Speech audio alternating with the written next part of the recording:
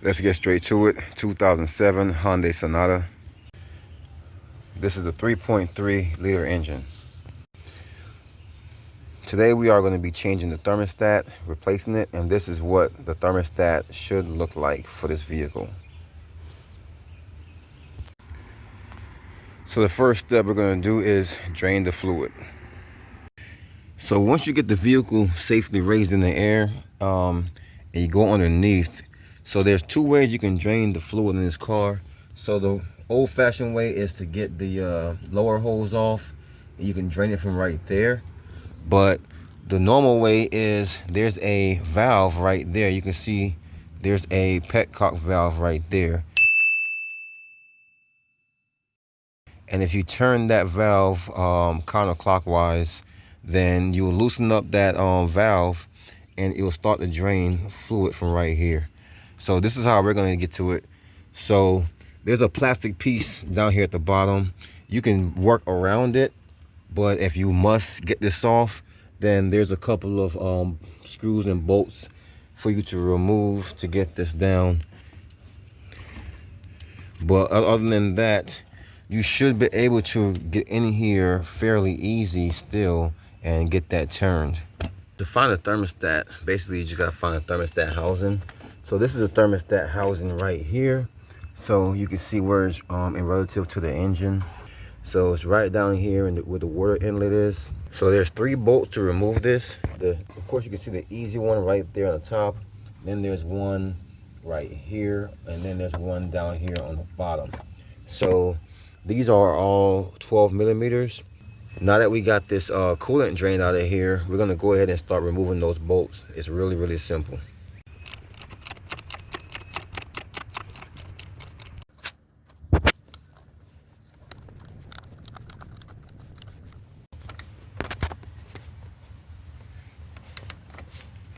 So for this bottom one here, I had to use a 1/4 inch drive extension and a 1/4 inch 12 millimeter because it's thin enough to reach back there. The 3/8 was too thick and I couldn't get it to get back there. The 1/4 inch extension with the 12 millimeter definitely did the job. All right, all bolts are out, so now we can just go ahead and remove that, just like that. So that's your thermostat right there inside. So let's go ahead and pull that out. So since we're replacing this, I'm just gonna get a flathead screwdriver and stick it right down in there and just pry that out.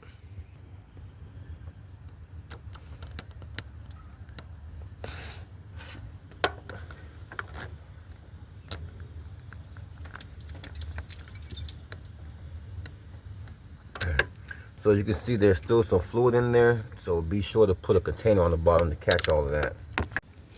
So there goes the old thermostat. You can see that's probably been in there for a while. By the look at that rubber. And remember, it goes in like this with this part sticking out. So remember that when we go to put our new thermostat in. Okay, so here's an extra step for us. So we're gonna have to clean off this maintenance surface here, and then we're going to have to clean off this maintenance surface on the inside over here. So whatever method you want to use is better for you for cleaning, but just go ahead and get this surface area all in here cleaned out. Otherwise it won't seal as good and it may leak. All right, so I was able to get it cleaned out and I got my thermostat in there. There's no special way to put it in. Just make sure the gasket is laying seated and everything is good.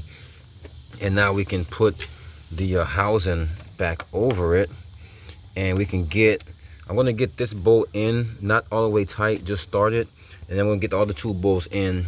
And once I get them all 3 just not tight but just in, then I'll start to work them down.